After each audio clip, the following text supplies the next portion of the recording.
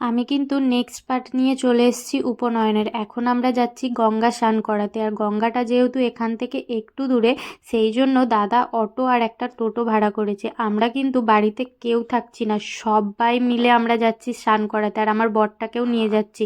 বললাম তুমি আর একা একা বসে থেকে কি করবে। এই যে আমরা কিন্তু অটোতে উঠে পড়েছি, আর ও যাচ্ছে টোটোতে। আমরা কিন্তু খুব আনন্দ করতে করতে যাচ্ছি। আর এই যে গঙ্গার ঘাটের কাছে আমরা চলে এলাম, আর ওকে আরও নিয়ে এলাম। কালকে গঙ্গায় বান আসছিল আর আজকেও আসার কথা, সেটাই ওকে দেখানোর জন্য আসছিলাম। তারপরে দেখলাম এখান দিয়ে একটা জাহাজ পাস করছে, সেটা আমি তোমাদের সাথে শেয়ার করলাম। আর মাকেও ডাকলাম যে মা জাহাজ যাচ্ছে, আর বরকেও ডাকলাম যে দেখো দেখো জাহাজ যাচ্ছে। তো ওদের ওখানে যেহেতু বান বন্যা এসব কিছুই হয় না, আর আমাদের এখানে হয়, তাই ওকে দেখানোর জন্য নিয়ে এলাম। আর আজকে যে বানটা আসবে সেটাও তোমাদেরকে দেখাবো। তারপরে কালীবাড়ির ভিতরে পুজো দিচ্ছিলাম, আমিও চলে এলাম। কিন্তু বরটাকে আর খুঁজে পেলাম না, কোথায় যে চলে যায় মাঝে সাঝে জানি না।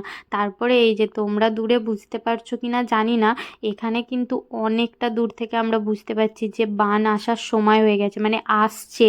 ওপার দিয়ে ঝড়টা একটু বেশিই যাচ্ছে, আর এপার দিয়ে হয়তো অতটা যাবে না। তো সেই জন্য আমাদেরকে স্নান করতে নামতে দেয়নি, বানটা এসে গেলে ওই জন্য তো বলেছিল তখন নামবে। তো এই যে দেখো, বর তো দেখে অবাক হয়ে গেছে। আমি বললাম আমাদের ওখানে প্রত্যেক বছর যে বাঁধ ভাগে বন্যা হয় সেটা তো এর থেকেও ভয়ঙ্কর। তো যাই হোক, জলের তোড়টা শুধু তোমরা দেখো একবার। আমার তো দেখে প্রচণ্ড ভয় করছিল, ওই জন্যেই আমাদেরকে স্নান করতে নামতে দেয়নি। তো যাই হোক, বরমশাইকে দেখিয়ে দিলাম যে এই রকমভাবেও কিন্তু বান আসে। তো তারপরে আর কি, আমরা কিন্তু জল তুলে এনে স্নান করানোর জন্য যে রীতিনীতিগুলো আছে সেগুলো সব করছে। আর আমি তো এসব বিষয়ে কিছুই জানি না। আর উপনয়নটা হচ্ছে পুরো বিয়ের নিয়মে, আর ভাইপোর পিসি ঘর ডুবিয়েছিল। তো আমার তো খুবই ভালো লাগছে। আমি কিন্তু এটা ফার্স্ট টাইম মানে দেখছি, বা কোনো উপনয়নে ফার্স্ট টাইম আসছি, প্রথমবারের জন্য এইসব অভিজ্ঞতা হচ্ছে। তো সেই জন্য তোমাদের সাথে সব কিছুটাই কিন্তু শেয়ার করছি পার্ট বাই পার্ট। একসাথে তো সব কিছুটা তোমাদের সাথে শেয়ার করতে পারবো না, তাই পার্ট বাই পার্ট করছি। তো বিয়ের সময় স্নান টান করে মুখ ঢেকে যখন বরণ করা হয়, এটাও কিন্তু সেরকমই করা হচ্ছে। এরপরে কিন্তু মুখ ঢেকেই এরা বাড়ি যাবে। আর আমরা কিন্তু বাড়ি যাওয়ার জন্য রওনা দিয়ে দিয়েছি, এবার কিন্তু অটোতে উঠে যাব বাড়ি যাওয়ার জন্য।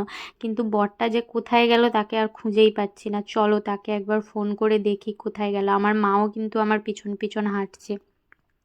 তারপরে আর কি, আমরা অটোতে করে কিন্তু আগে আগেই চলে যাচ্ছি, আর ওরা টোটো কিন্তু পরে আসছে। আর এই যে ওদের টোটো ঢুকে গেছে। তো তোমাদের কীরকম লাগলো নিয়মগুলো তোমরা কিন্তু অবশ্যই জানিও। আর আমার তো খুবই পছন্দ হয়েছে, ভালো লেগেছে। আর এইখানের জায়গাটাও কিন্তু খুবই পছন্দের।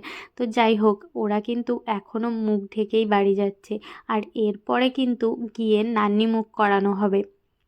তো যাই হোক, দেখলাম সবাই আগে আগে চলে আসছে, আমার বরটাকে কেউ নিয়ে আসেনি, পিছনে পড়ে গেছে। সেই জন্য আমি একটু দাঁড়িয়ে গেলাম, আর ওকেও নিয়ে চলে এলাম। আর এখানে কিন্তু নান্নি মুখ করানোর জন্য সব জোগাড় যন্ত্র করছিল। আর দাদাও কিন্তু বসে পড়েছে নান্নি মুখ করানোর জন্য। চলো তাহলে নান্নি মুখের ভিডিওটা নেক্সট পার্টে দেবো তোমাদের। এই পার্টের ভিডিওটা তোমাদের কীরকম লেগেছে কমেন্টে জানিও।